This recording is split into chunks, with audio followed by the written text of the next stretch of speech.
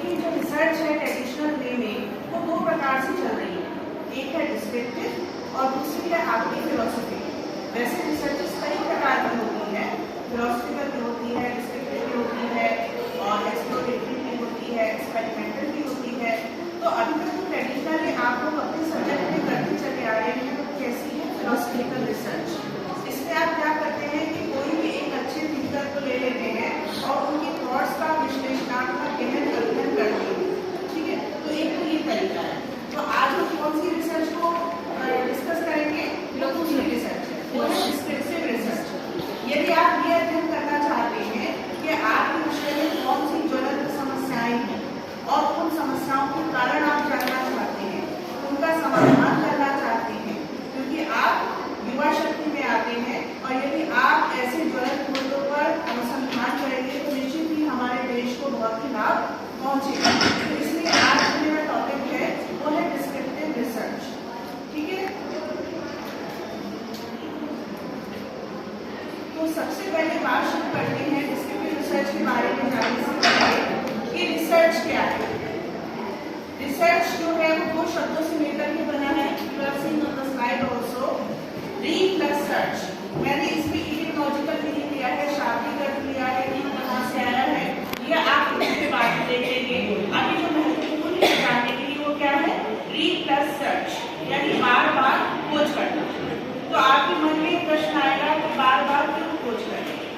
बार बार इसलिए खोज करना कि आपने मान लीजिए कोई खोज कर कुछ तथ्य निकाले और आपसे बाद आने वाला अनुसंधानकर्ता की समय परिस्थितियां बदल चुकी होंगी, कॉन्टेक्स्ट बदल चुका होगा, नए वेरिएबल ऐड हो चुके होंगे। तो अगर आप उसी चीज को दोबारा से अध्ययन करेंगे तो आपको नवीन ज्ञान प्राप्त होगा। तो कुल मिलाकर के अनुसंधान क्या है?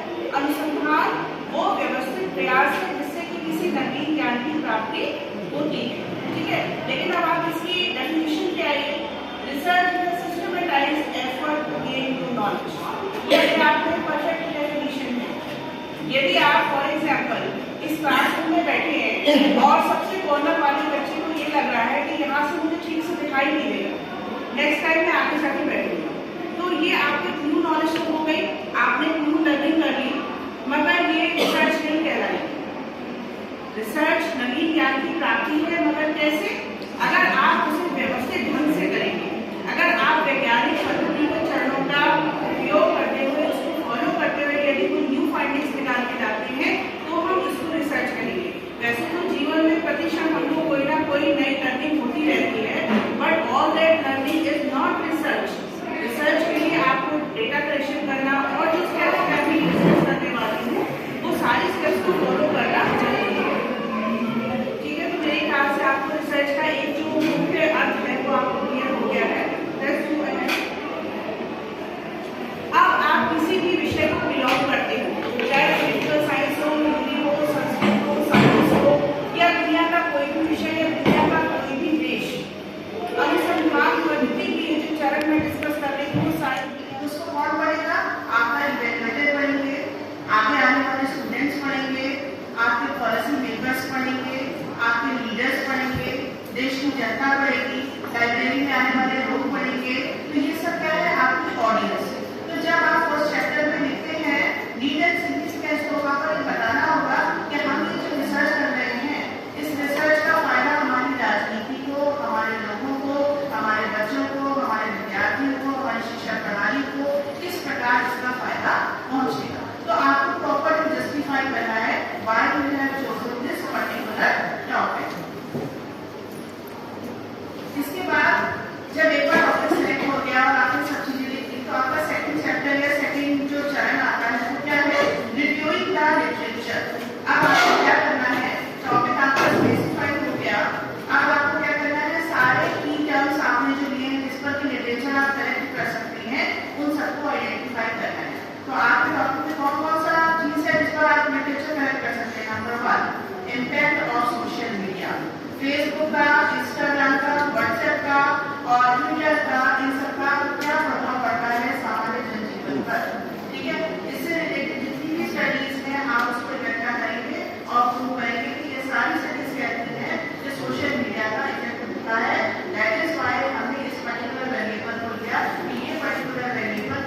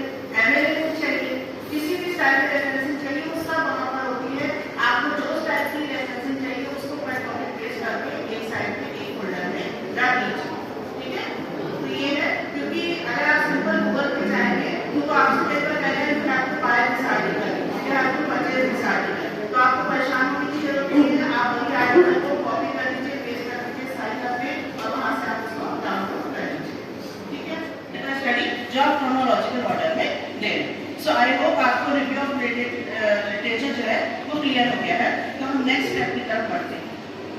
अब जब आपके पास लिटरेचर क्लियर आ गया तो आपके मन में प्रश्न आएगा कि भाई मैं किस चीज पे रिसर्च करूं, इतना काम तो ऑलरेडी हो चुका है। तो जब काम हो चुका होता है तो आप उसमें से प्रश्न निकाल लेते हैं कि इस पर काम नहीं हुआ है, उन चीजों को, उन गैप्स को आप फाइंड आउट कर लेंगे और वही आप क्वेश्चन बनाएंगे अपने। तो आपने क्या रिसर्च क्वेश्चन बनाया? जो रिसर्च क्वेश्चन होते हैं वो आपके ऑब्जेक्टिव्स को क्लियर करते हैं। जैसे फॉर एग्जांपल मैंने लिया are statements, remarks, tweets etcetera made on social sites by political party leader influence voter decision. आपके मन में क्वेश्चन आया कि क्या ये जो कमेंट होते हैं सोशल साइट्स पे ये वोटर के डिसीजन को इफेक्ट करते हैं? दूसरा क्वेश्चन क्या आया? Does social media help voter to select the right candidate? क्या सोशल मीडिया की सहायता से कोई व्यक्ति अपना डिसीजन ले सकता है कि मैं किसको वोट करूं, किसको नहीं? ये दो मुख्य क्वेश्चन है। आप जब थीसिस करेंगे तो आप उसमें कम से कम 10 to 12, 13 जितना आपका मन है उतना आप लिख सकते हैं। मैंने एग्जांपल के लिए केवल आपको 2 दिए। क्लियर? अब इसके बाद जब एक बार आपने रिसर्च क्वेश्चन बना लिए तब आपके मन में दूसरा प्रश्न क्या आएगा कि अब इसका उत्तर कैसे ढूंढा जाए, इसको कैसे देखा जाए? तो आपका नेक्स्ट स्टेप आ गया, वो क्या है? Specifying a purpose and objectives. यानी आप बताएंगे, द पर्पस स्टेटमेंट होता है एक लाइन में आपको कहना है, एक स्टेटमेंट में कहना है कि आपकी पूरी स्टडी क्या करने वाली है, उसको तो हम क्या कहेंगे? Purpose statement. और उस चीज को प्राप्त करने के लिए आप जो छोटे छोटे ऑब्जेक्टिव्स बनाएंगे उनको हम क्या कहेंगे? ऑब्जेक्टिव्स। तो आपको मेन अर्थ क्लियर हो गया कि जो प्राइमरी एम होता है वो एज अ होल बताता है आपकी स्टडी में क्या करना है, और उसको प्राप्त करने के लिए जो आपने छोटी छोटी चीजें देखी उनको हम क्या कहेंगे? ऑब्जेक्टिव। जैसे फॉर एग्जाम्पल जो प्राइम स्टडी है वो क्या है? प्राइम गोल है आपका the study aims to explore the impact of social media on voter behaviour. ये तो आपका मुख्य उद्देश्य है। अब इसको जानने के कई तरीके हो सकते हैं। तो पहला तरीका हमारा पहला ऑब्जेक्टिव बन जाएगा कि to compare the effect of social media on male and female voter behaviour. आप ये देखना चाह रहे हैं कि मेल ज्यादा प्रभावित होते हैं या फीमेल ज्यादा प्रभावित होती है। तो आप दोनों को कंपेयर करके अपनी फाइंडिंग निकाल के ले आएंगे कि कौन ज्यादा प्रभावित होता है। दूसरा, to compare the effect of social media on urban and rural voters decision of selecting a candidate. ग्रामीण तबके का जो वोटर है वो ज्यादा प्रभावित होता है कैंडिडेट सेलेक्ट करने में या शहरी क्षेत्र का। ठीक है, ये आपका दूसरा ऑब्जेक्टिव बन गया। इस तरीके से आपके 10-12 ऑब्जेक्टिव्स होंगे जो कुल मिलाकर के ये प्रूव कर देंगे कि हाँ भाई सोशल मीडिया का इफेक्ट पड़ता है वोटर के बिहेवियर पर। ठीक है, इसके बाद हमारा क्या है? हाइपोथेसिस। जब एक बार आप ऑब्जेक्टिव बना लेते हो तो उसको टेस्ट करना जरूरी है। उसके लिए एक रोड मैप बनाना जरूरी है कि इसके अचीवमेंट तक कैसे पहुंचा जाए। तो जो रोड मैप होता है उसे हम क्या कहते हैं? हाइपोथेसिस। हाइपो का मतलब क्या होता है? टेंटेटिव, जो अस्थायी रूप से हम कह रहे हैं। ठीक है, और थीसिस का मतलब क्या होता है? स्टेटमेंट। आपने जो भी ऑब्जेक्टिव दिया कि मेल और फीमेल वोटर बिहेवियर पर प्रभाव पड़ता है, इसको हम कंपेयर करने वाले हैं, तो इसको हाइपोथेसिस क्या कहेंगे? यदि आप बायस नहीं है। ठीक है, आप बिना पक्षपात की बात कहना चाहते हैं तो पहले तो आप ये करेंगे कि ना मेल प्रभावित होता है ना फीमेल प्रभावित होती है। ये तो हमारा रिजल्ट बताएगा कि प्रभावित होता है कि नहीं होता। ठीक है, लेकिन हम बायस से रहित होते हैं, हम क्या कहेंगे कि दोनों में से कोई प्रभावित नहीं होता है। और दूसरा तरीका क्या है? मैं आपको ले जाती हूँ। 2 तरीके की हाइपोथेसिस होती हैं, एक होता है नल और एक होती है अल्टरनेटिव।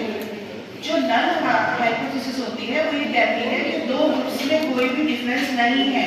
इसको कहते हैं H0 से डिफाइन करते हैं, और इसका मतलब है both sample means are equal, दोनों में कोई डिफरेंस नहीं है।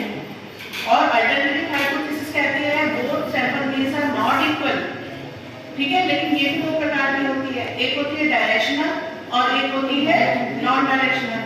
जब आप ये कहते हैं कि मेल की अपेक्षा फीमेल ज्यादा प्रभावित होती है तो आपने डायरेक्शन तय कर दी अपने हाइपोथेसिस की, तो ये क्या कहलाएगा? Directional hypothesis. जब आपने कहा मेल ज्यादा प्रभावित होते हैं फीमेल की अपेक्षा तो भी आपने डायरेक्शन प्रभावित कर दी, और दोनों में से कोई प्रभावित नहीं होता है, ये क्या हो गई? नल।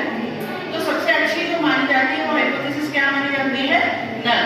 क्योंकि अगर आपने एक बार ये कह दिया कि मेल ज्यादा प्रभावित, फीमेल ज्यादा प्रभावित होते हैं, फिर आपको अपने डेटा लाए हैं उसको आपको कहीं ना कहीं मैनिपुलेट करने के लिए बाध्य कहीं ना कहीं फेक डेटा देने के लिए आपको बाध्य होना पड़ेगा, क्योंकि अगर आपकी रिसर्च में आपने जो बात कह के चली वो उत्तर नहीं दिया तो कहीं ना कहीं आप उसको डिफेंड ही नहीं कर पाएंगे। भाई आप क्या सोच के चले थे, कैसे इतनी सब लंबी आपने रिसर्च करते हुए उत्तर कोई निकल के नहीं आया।